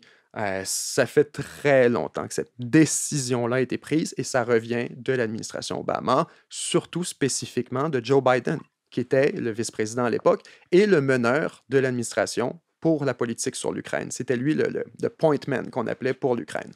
Donc, c'est lui qui dealait avec le gouvernement ukrainien. Arrive l'administration Biden ensuite, la guerre qui éclate. Tout ça était prévisible. Toutes les conséquences de la guerre étaient prévisibles. Et chacune de ces conséquences-là était à l'avantage des Américains. Si je me mets dans les souliers d'un stratège de l'ère Biden, qui lui veut jouer des échecs en 3D, l'Ukraine, c'est du génie. Ça a isolé la Russie, pour commencer. La Russie, qui était le plus gros partenaire énergétique de l'Europe, ça a brisé les liens entre l'Allemagne et la Russie, ce qui est le premier objectif géopolitique des Américains au monde. C'est de séparer la Russie puis l'Allemagne. Ça, c'est le monde moderne a été construit là-dessus. Fini la Deuxième Guerre mondiale, les Américains, à quoi ils viennent d'assister? À l'Allemagne, qui bouffait l'Europe au complet, sans jamais être intercepté par personne, même pas passer proche, mange la France, mange le... OK. Et la seule manière de l'arrêter, ça a été de recruter la Russie dans une coalition, puis de l'armer, puis d'y donner des ressources et de tout faire pour backer la Russie. Et pendant qu'elle bouffait le front Est à coups de millions de pertes humaines, nous autres, on a été aidés un peu par l'Ouest et graduellement avec D-Day, puis on a réussi comme ça à briser l'Allemagne. On s'est pris un bout tous les deux pour être sûr que ça ne se reproduise pas. S'effondre l'URSS. Les Américains ont compris tout de suite qu'il ne fallait plus jamais qu'il y ait surtout pas une alliance entre les Russes et l'Allemagne. La seule manière qu'on a cassé un des deux, c'est avec l'autre. S'il faut qu'ils se mettent ensemble, c'est fini. L'Europe leur appartient, naturel. La France l'a compris, tout le monde l'a compris. Donc, les Américains, après la Deuxième Guerre mondiale, prennent la priorité de dire maintenant, nous autres, on veut l'Allemagne, on va la récupérer de notre côté, on doit isoler la Russie. Immédiatement après la Deuxième Guerre mondiale, commence la guerre froide. La principale responsabilité, c'est d'exclure la Russie au grand possible. Donc maintenant, arrive après la guerre froide, l'URSS s'effondre, on se retrouve avec une Allemagne qu'on ne sait pas trop quoi faire avec. On fait comme compromis avec la Russie. On lui dit, garde, on va la prendre comme alliée, l'Allemagne de l'Est qui appartenait à l'URSS. On va la recruter, ça va devenir un allié de l'OTAN, mais ça va être notre dernier pas qu'on va faire vers l'Est. On n'ira plus vers l'Est après ça. Ensuite, trahissant cette promesse-là, on dit qu'on n'a jamais fait la promesse. Les Russes disent que oui, il y a vraiment des... comme quoi ça aurait été sous-entendu, mais pas écrit noir sur blanc. Les deux versions servent la propagande de l'un et de l'autre. Là. Puis nous, de notre côté, c'est ça. On ajoute la Géorgie sur George Bush contre l'opposition des Européens. On ajoute l'Ukraine contre l'opposition des Européens. Les Européens disent, vous êtes des malades, faites pas ça, ça va être le bordel. Eux aussi savent bien que cet équilibre. Mais qu'est-ce que tu veux dire, on rajoute l'Ukraine parce que l'Ukraine n'est pas dans l'OTAN? On y avait proposé. On lui avait proposé. 2008, on lui propose, en même temps que la Géorgie. On fait ce qu'on appelle un roadmap pour l'Ukraine et pour la Géorgie, de dire, voici les deux, comment accéder à l'Ukraine. Éventuellement, si vous voulez, voici les réformes que vous devez implémenter à l'intérieur de vos frontières, système judiciaire, etc., l'économie, libéraliser un peu les choses pour être éligible à l'OTAN. Et ça, Poutine dit dès le départ, faites attention. Et en réponse, envahit la Géorgie, prend la Crimée. Donc, le premier élément qu'il faut comprendre, c'est que c'est un peu délibéré. Le deuxième élément, c'est cette relation-là entre la Russie et l'Allemagne. Les Américains, leur intérêt, c'est de s'assurer qu'ils ne soient jamais de chums ensemble. Et ce à quoi ils assistent de 2010 à 2020, 2024, à début de la guerre, 2022, pardon, c'est la Russie qui se rapproche constamment de l'Allemagne. Puis l'Allemagne, c'est dans son ADN. Je veux dire, la moitié du pays était soviétique. Pourquoi l'AfD est aussi populaire? Regarde une carte électorale de l'Allemagne, c'est hallucinant. C'est toute l'Allemagne de l'Est, c'est l'AfD au complet. C'est juste là qui passe. C'est politiquement très différent, culturellement, économiquement. Si tu le vois de l'espace, les lampes ne sont pas de la même couleur. C'est hallucinant la différence qui reste. C'est tout récent, l'unification de l'Allemagne, tout juste 30 ans. Donc, nous, ce qu'on voit dans les dernières années, l'Allemagne se rapproche, c'est Nord Stream, qui est une merveille d'ingénierie qui va propulser l'économie allemande par en avant puis transformer l'Allemagne en usine à ciel ouvert. Une énorme usine de pharmaceutique, de métallurgie, de voitures, qui prend en intrant de l'énergie abordable de Russie et des matières premières. Ça, c'est l'intrant. Le sortant, c'est de l'argent puis des produits terminés qu'on envoie aux États-Unis puis partout à travers le monde. Donc, les Américains voient ça aller. C'est tellement incroyable comme pipeline, comme gazoduc, comme économiquement. En plus, ça fournit la Russie à coût de milliards de dollars par jour. Et on construise un deuxième. Et là, les Américains, et là, on commence à dire que non, il faut que ça se termine tout de suite. Nord Stream, on met de la pression, on veut. La guerre en Ukraine apparaît. Avance rapide. Nord Stream, c'est terminé. On le fait sauter. On ne sait pas qu'est-ce qui est arrivé. Quelqu'un a été faire sauter Nord Stream. On saura C'est quoi la jamais. version officielle encore à ce jour? Les Ukrainiens. Selon la version officielle, ce seraient les Ukrainiens, mais c'est une version parfaite. C'est incroyable. La version, ça a été écrit pour exonérer tout le monde. Ce seraient les Ukrainiens qui auraient été autorisés par Zelensky, mais qu'une fois qu'ils étaient partis, Zelensky leur aurait ordonné de ne pas y aller finalement, mais ils n'ont pas reçu le message parce qu'ils étaient déjà... Et là, les Américains leur avaient suggéré le plan en 2014. La CIA aurait soumis le plan pour détruire Nord Stream, comment faire, mais ils l'auraient jamais mis à exécution. C'est les Ukrainiens qui l'auraient... En tout respect pour les Ukrainiens, c'est de la faute à personne. Ils ne semblent pas avoir l'expertise pour faire ça, une chose pareille. Non, exact. C'est littéralement un film d'action là, avec Tom Cruise. C'est difficile à croire. C'est très difficile à croire. Ça obéit à la théorie que tu défends en ce moment. C'est-à-dire que le conflit en Ukraine, impliquant la Russie et l'Ukraine, c'est avant tout la question de l'Allemagne, qu'il faut couper le lien avec la Russie. Briser le lien avec la Russie. C'est l'un des premiers événements de la guerre, les intérêts le sabotage de Nord Stream. supérieurs, nous autres, on parlait des nôtres. La relation avec les États-Unis, ça, c'est une nôtre. Relation privilégiée avec les États-Unis. Numéro 1, multilatéralisme et tuer le souverainisme québécois. Ça, c'est des grands intérêts supérieurs de la nation canadienne. Tu protèges ton pays contre les invasions extérieures, mais aussi contre la désintégration intérieure. Nous, la plus grosse menace, c'est le souverainisme québécois. Donc, je comprends la prérogative d'Ottawa là-dessus, qui, dans les années 60, va déployer carrément les services secrets dans le mouvement souverainiste, etc., les traiter comme des communistes, avec cet ordre explicite de Trudeau qui dit « Vous allez me les traiter comme on a traité les communistes ». Oui, puis la commission Keb a démontré dans les années 70 que des policiers de la GRC ont fait sauter des bombes. Pas une théorie du complot, Absolument. La commission d'enquête au nom du FLQ. Keb, au nom du FLQ, après la crise d'octobre, on a fait sauter des bombes. C'est des agents de la GRC payés avec des fonds de pension du Canada. Oui, tout à fait. Tout à fait. Ça s'appelle de la géopolitique. Exact. Donc, considérant ça, les Américains, leurs trois grands intérêts, on en a nommé un, qui était gérer l'Allemagne, s'assurer que l'Allemagne et la Russie ne se rapprochent jamais. Deuxième intérêt géopolitique fondamental, s'assurer que les Arabes ne se réunissent jamais. D'aucune manière. C'est arrivé une fois, ça s'appelait l'Empire ottoman, ça a été un énorme problème et ça a contrôlé, aujourd'hui, si ça s'était ressuscité, ça contrôlerait 80% des ressources d'hydrocarbures sur la planète, de gaz naturel, de pétrole, ce qui nous amène au dernier intérêt supérieur des Américains, le contrôle du marché énergétique, le pétrodollar. Le fait qu'il faut que tout soit pricé en dollars, il faut avoir un contrôle sur ces producteurs-là pour s'assurer justement qu'ils ne surproduisent pas ou qu'ils ne se mettent pas à accepter des monnaies étrangères. Ce qui explique notre alliance avec l'Arabie saoudite, avec des pays qui sont pour le moins un peu moins désirables, mais qu'on va créer des relations avec basées sur la question stratégique. Donc maintenant, ces trois intérêts-là, l'énergie, les Américains ont réussi à s'accaparer le marché européen au complet. C'est rendu, eux, en ce moment, les plus gros exportateurs de gaz naturel liquéfié au monde, de loin, parce qu'ils ont pris la place de la Russie. La Russie qui recevait des milliards à tous les jours de par Nord Stream, une source de revenus qui a été éliminée. Ensuite, les Américains étaient les corps arrière de l'espace sécuritaire en Europe depuis la fin de la Deuxième Guerre mondiale. À travers l'OTAN, c'était eux qui QB, c'est eux autres qui contrôlent le ballon puis qui calent le jeu, essentiellement, d'où la guerre en Ukraine, d'ailleurs. Juste avant la guerre en Ukraine, tu avais Emmanuel Macron qui disait hey, « fuck off l'OTAN ». L'OTAN est en mort cérébrale, disait-il. l'OTAN est en état de mort cérébrale, ça ne sert à rien d'aller là. On voyait justement l'arrivée de Trump, que ça allait un peu n'importe où. Donc, avant la guerre en Ukraine, l'Europe, l'heure est à l'autonomie stratégique, la discussion qu'on a en ce moment. À dire, il faut qu'on abandonne les Américains, ça n'a aucun sens, on n'a pas besoin des autres sites. Ils sont en train d'essayer de nous partir en guerre contre la Russie, on n'a rien contre la Russie. Les Européens étaient beaucoup plus dans une ère de rapprochement avec la Russie. Si on se ramène jusqu'à avant la guerre en Ukraine, soyons clairs, il y a juste les Américains qui vivaient dans leur monde de sanctions. Ou pratiquement juste les Américains. Quelques sanctions avaient été appliquées sur la Crimée, etc. Mais la plupart de l'Europe, c'était business as usual avec la Russie. On avait des relations très productives. Donc arrive, justement, guerre en Ukraine. Les Américains prennent le contrôle du marché énergétique, éliminent la relation entre la Russie et l'Allemagne, prennent le contrôle de l'espace sécuritaire, se rétablissent comme QB, s'achètent les minéraux, les terres rares de l'Ukraine au passage, réussissent à ajouter 2 membres dans l'OTAN, à travers la Finlande, la Suède, plutôt que de reculer, de briser l'OTAN, on en ajoute, on en gagne.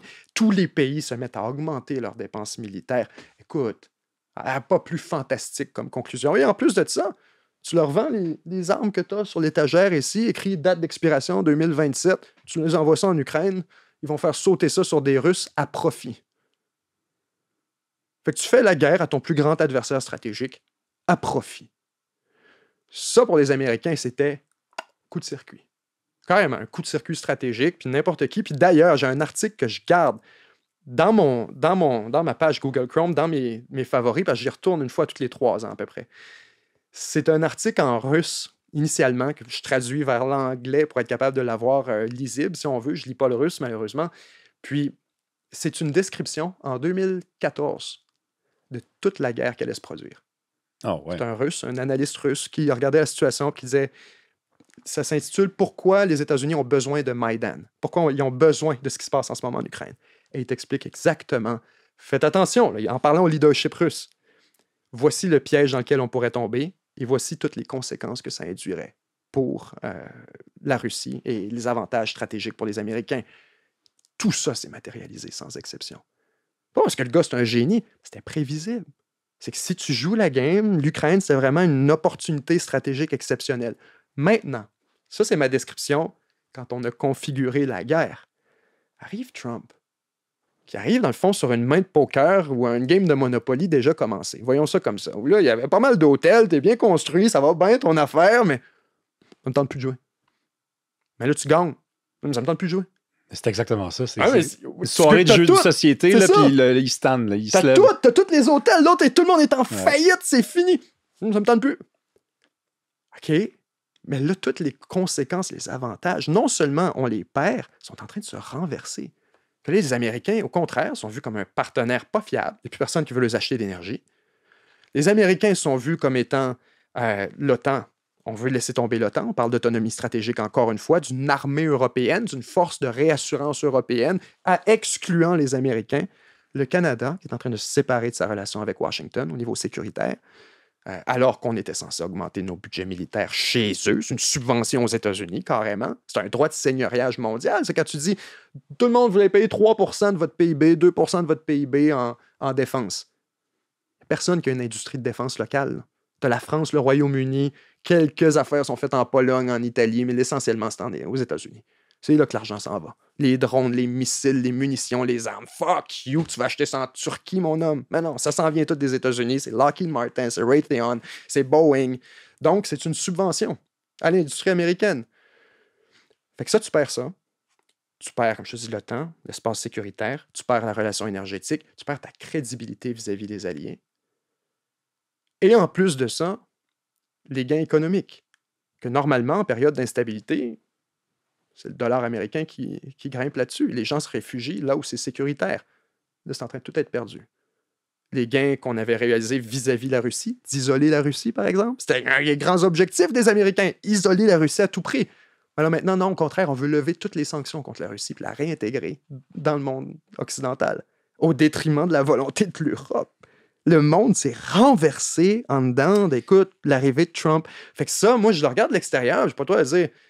C'était un coup de circuit pour les Américains. C'est en train de se transformer en catastrophe géopolitique plus grave que l'Irak, plus grave que l'Afghanistan, plus grave que le Vietnam, plus grave que la guerre de Corée, plus grave que tout ça qui a pu être balayé sans que ça ait un impact sur l'Empire américain. Mais je vais citer Emmanuel Macron, en même temps. En même temps, dirait-il, par contre, il ne dirait pas ce qui suit sur la question de la Russie et des Américains, ça fait depuis la guerre froide que le méchant, c'est la Russie. OK? Donc, oui, je veux bien accepter l'idée que la géopolitique est bouleversée par la nouvelle position américaine, celle de Trump en l'occurrence, mais en même temps, cet équilibre-là, parce que c'était un équilibre, le méchant est en Russie, le bon est aux États-Unis, ça nous a mené, même si la guerre froide s'est terminée, à un monde de tension. Alors que de qui les Américains ont le plus besoin, de l'Ukraine ou de la Russie? C'est-à-dire que si le méchant, il n'y en a plus. Parce que ça ne sera pas l'Europe non plus. C'est que l'Europe, par exemple, perd confiance en les Américains, mais le méchant n'est plus la Russie. Qu'il n'y a plus de méchant parce que Trump s'est rapproché de Poutine. Est-ce que les Américains, et par le fait même les Québécois, les Canadiens, les Européens, n'en sortent pas gagnants? Absolument. Absolument. Mais ça, c'est ce que les gens ne veulent pas vraiment entendre. On revient à la Deuxième Guerre mondiale, l'Allemagne. L'Allemagne a commis des crimes inavouables. Au jour 1, on a commencé à les réintégrer après la guerre. Parce qu'on a compris ce qui s'était passé après la Première Guerre mondiale. Que l'entre-deux, ce punissement de l'Allemagne, cette radicalisation, ça a été à la source, justement, des tensions qui ont amené jusqu'à la Deuxième. Du moins, ça a grandement exacerbé l'état d'instabilité puis de ressentiment qu'il y avait en Europe, particulièrement chez les Allemands. Donc, après la guerre, on décide de leur tendre la main. Les Japonais.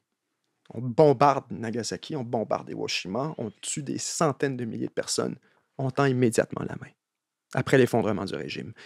Parce qu'on comprend les implications stratégiques derrière ça. La Russie, c'est tellement important ce que tu mentionnes en ce moment parce qu'on n'en parle pas assez. Les Européens ne veulent rien savoir. La question de la normalisation. Les Américains commencent tout juste à l'évoquer. C'était clair, ça allait arriver un jour. Là. On ne peut pas effectivement garder la Russie isolée comme ça. Les Américains peuvent, c'est dans leurs intérêts. Ils pourraient dire on les veut pas, etc. L'Europe, effectivement, ça n'a aucun sens. L'Europe, si on évacue la question sécuritaire, la Russie est une puissance d'abord et avant tout européenne. Moscou, c'est une ville européenne, beaucoup plus qu'asiatique. Et pour en venir à l'Asie, justement, il faut comprendre ce que les Américains ont devant eux, avec la Chine. Parce que si on ne veut pas normaliser tout de suite avec Poutine, on se disait peut-être le leader d'après.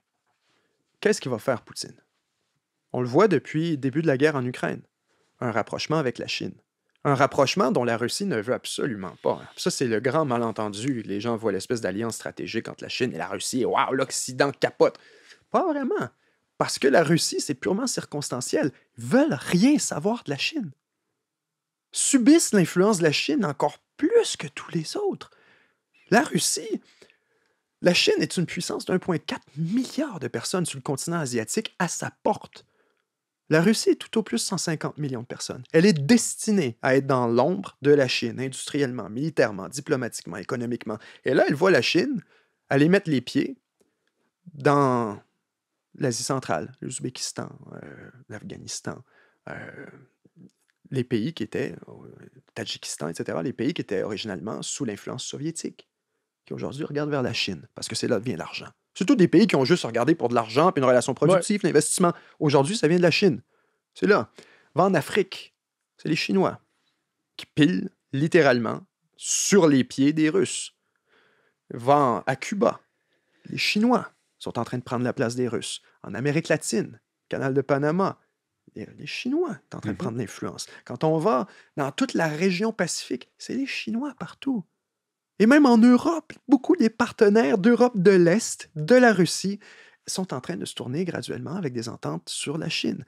Donc, la Russie voit très bien qu'elle aussi, elle ne veut pas contribuer à renforcer la Chine. C'est la Chine qui est destinée à contrôler le continent asiatique puis cet espace-là, et peut-être même le reste du monde par extension. Donc, la Russie a toujours été beaucoup plus dans une tendance d'essayer de le balancer. D'ailleurs, et c'est là qu'on vient à quelque chose de très intéressant par rapport au point que tu me donnes. Grand préambule pour en venir à ça. En 1972, on a le contexte inverse. On a la Chine de Mao, communiste, qui en arrache, qui n'a pas une scène, que le 3/4 du pays marche nu-pied dans la rue, qu'on n'a rien d'industrialisé, c'est encore, écoute, c'est la famine, ça va pas très bien. Alors qu'en Russie, ça décolle. En URSS, ça va bien. Le régime a de plus en plus de moyens, l'industrialisation avance, on a des ingénieurs, des techniciens, et là, on observe, avec la montée de la guerre froide, un rapprochement entre la Chine communiste de Mao et les soviétiques de l'URSS, qui, encore une fois, ne voulaient rien savoir l'un de l'autre. Mais par la force des choses, en viennent à se rapprocher, puisqu'ils sont tous les deux. Et Nixon voit ça, Richard Nixon, et s'en va en Chine, mettant de côté sa détestation incroyable du communisme et de la gauche en général, il voulait rien savoir, mais décide d'aller voir Mao et de tendre la main à la Chine pour empêcher justement cette alliance, pour empêcher la création d'un bloc russo-chinois en Asie qui serait impossible à déplacer de la même manière qu'un bloc russo-allemand. Donc aujourd'hui, alors que les rôles se sont inversés, en passant, ça marche. On reconnaît une seule Chine, on abandonne Taïwan à travers tout ça. La politique de Chine unique, ça date de cette époque, ça date de 1972, de Nixon en Chine, qui va rencontrer les Chinois et qui leur fait une série de concessions, notamment sur Taïwan, pour s'assurer qu'on puisse les recruter, jamais qu'ils tombent dans le joug des Soviétiques. Et ça marche. L'URSS s'effondre sans jamais avoir d'assistance de la Russie, de la Chine, pardon. Aujourd'hui, c'est l'inverse. La Chine domine et la Russie a besoin d'aide. On isole la Russie, est en train de se rapprocher de la Chine. Notre vrai compétiteur stratégique en Occident, c'est pas la Russie, c'est la Chine. Donc, dans cette optique, et c'est là qu'on rentre dans de la géopolitique profonde, est-ce que Trump voit ça?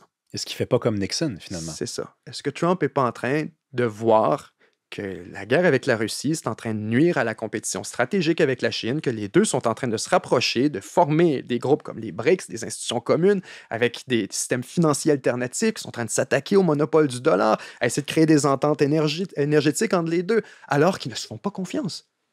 Ils se détestent à mourir, les Chinois, les Russes, c'est ça, la grosse hypocrisie que personne ne comprend. Ils se détestent, ils se font pas confiance, ils s'espionnent les uns les autres à tour de bras. C'est scandale par-dessus scandale qu'il faut qu'ils brisent des cercles d'espions.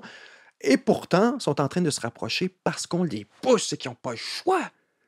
Donc, voyant la posture de Trump qui dit ouais, nous, on en a contre la Chine, militairement, stratégiquement, diplomatiquement, politiquement, économiquement, tout ça, là. Et contre la Russie, pas mal juste sécuritairement, dans le fond, le problème. Donc, si on peut arriver à une entente satisfaisante sécuritairement avec la Russie, de dire hey, touchez pas à ça, si jamais vous y allez, on va y aller.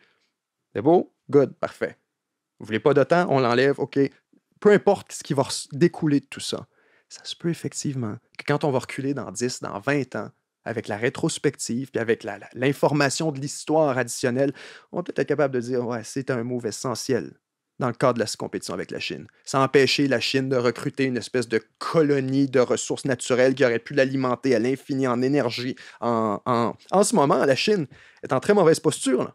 Elle importe tout son gaz naturel, tout son pétrole, surtout du pétrole, du Moyen-Orient. Our guys, de nos amis à nous autres. Puis elle paye ça comment? En dollars américains. We own the finish line. Maintenant, si tu donnes la possibilité à la Chine de se retourner, construire des pipelines avec la Russie, là, elle est en négociation avec la Russie, ça fait 5 ans, qui ont annoncé qu'elle allait construire un gazoduc, la Chine allait juste s'approvisionner avec. Ça n'a pas passé encore. Pourquoi? Ils s'astinent sur le prix. La Chine, elle veut payer moins cher que le marché international parce qu'elle dit à la Russie, tu peux pas vendre ça. Tu veux 80$ du baril, personne ne va te l'acheter. Je te donne 50. Merci du recul, du temps aussi. Je pense que ces rencontres-là servent à quelque chose au moins. C'est à ce qu'on prenne le temps d'aborder des choses qui, parce qu'on est pressé, parce qu'on est entre les boîtes à lunch, puis les lacets des enfants, les lacets des patins, on n'a pas le temps de s'asseoir, mais on l'a pris le temps.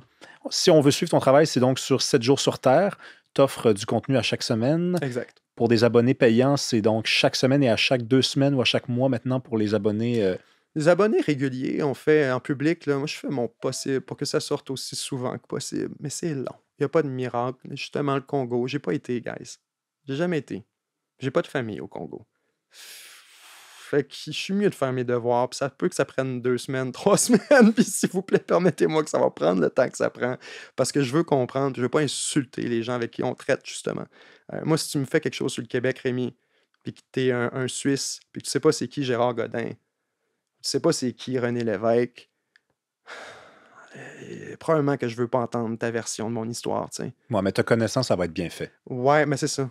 Ça prend du temps. Fait que les documentaires publics, moi, je me mets plus d'échéancier. Ça sort quand ça sort. Ça prend un mois, ça prend 2 mois, ça prend 2 mois. Mais j'en fais beaucoup en privé. Effectivement, j'ai une émission une heure et demie à chaque semaine, une revue de presse sur laquelle on revient sur toute l'actualité de la semaine, les grands dossiers internationaux. Puis j'essaie autant que possible avec des cartes, avec des appuis graphiques, de décortiquer ça d'une manière aussi impartiale que possible. Je le répète, merci. Merci à vous d'avoir été là. Si vous aimez ce qu'on fait, ben écoutez, partagez, parlez du projet. Je crois encore au bouche à oreille. Ça fonctionne, je vous le dis. Puis sinon, ben on se revoit mardi prochain.